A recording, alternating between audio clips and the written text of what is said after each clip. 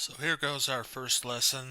We're going to look at um, chapters or sections 1.1 and 1.2 in the Big Ideas Geometry book. First off, we're going to look at some terms that we're going to be working with right off the bat. The first is a point. A point is just that. It has no dimension. It's just a spot. We represent a point with just a dot. You might see it on a coordinate plane. You might see it if you were to draw a map and put a dot on it. That would be a point. The second is we're going to look at what is called a line. A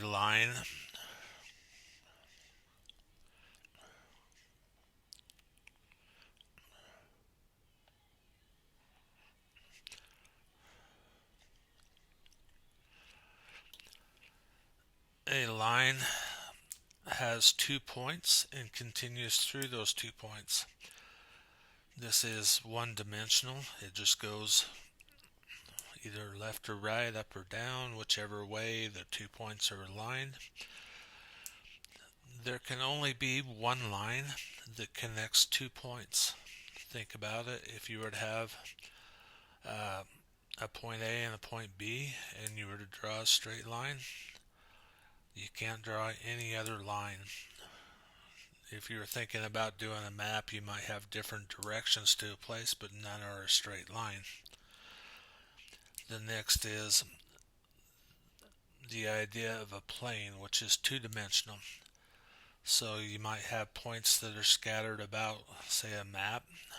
Say if you were to have a point which was called Burley, another point which was called Declo, and another point which is called Rupert.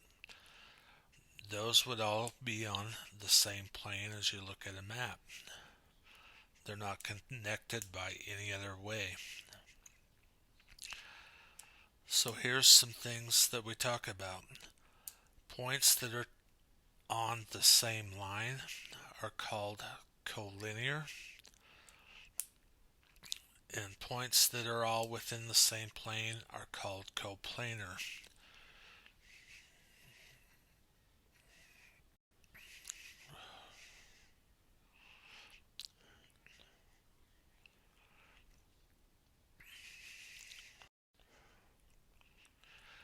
Alright, next we have what we're looking at.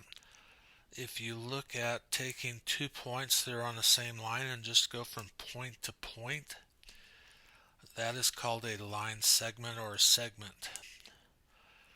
Each point would be called an endpoint, which will come into view in future assignments. If you were to have an endpoint and then a line that continues through another point, that is called a ray, meaning it only extends in one direction. When you write what a ray represents, you would write, for instance, AB, and then the ray going through it, meaning the end point is A and that the line extends through point B. If you were to reverse that same thing, you would still write it with B first and then A, meaning B was the end point and it extends through A. We won't use opposite rays, but just thinking about it, they're rays that go in opposite directions.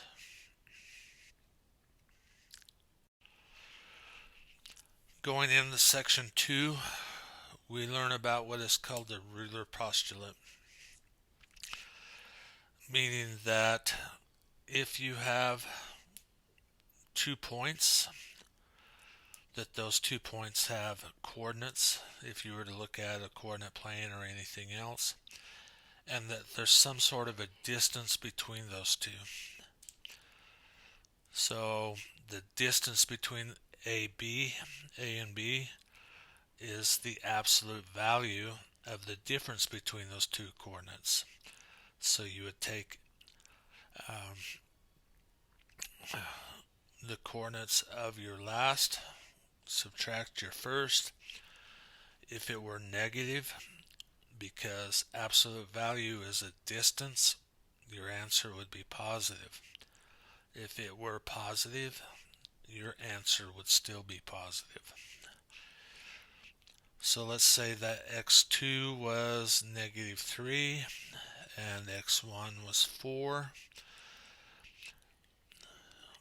You would have negative 3 minus 4, which is negative 7. But because of the absolute value, that's going to be a positive 7.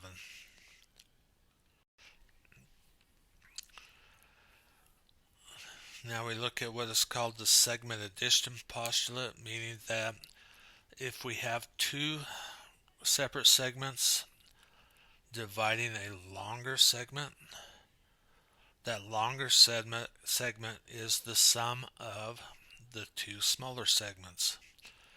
So if I look at this one and I want to find out what DF distance is equal to, I would add 23 plus 35 and get the answer of 58. Likewise, if I know that FH and I want to find GH, it's going to be equal to the larger segment minus the smaller segment, which is going to be 15.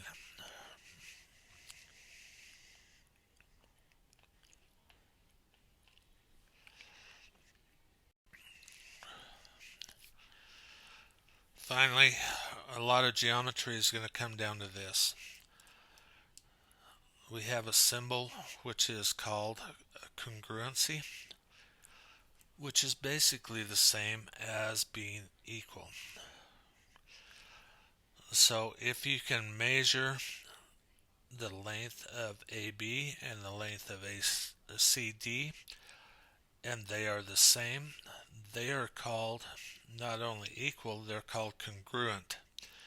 And usually when you see drawings with congruency, you will see a hash mark showing the two segments that they're the same. If you have different segments, you might see two hash marks and two hash marks.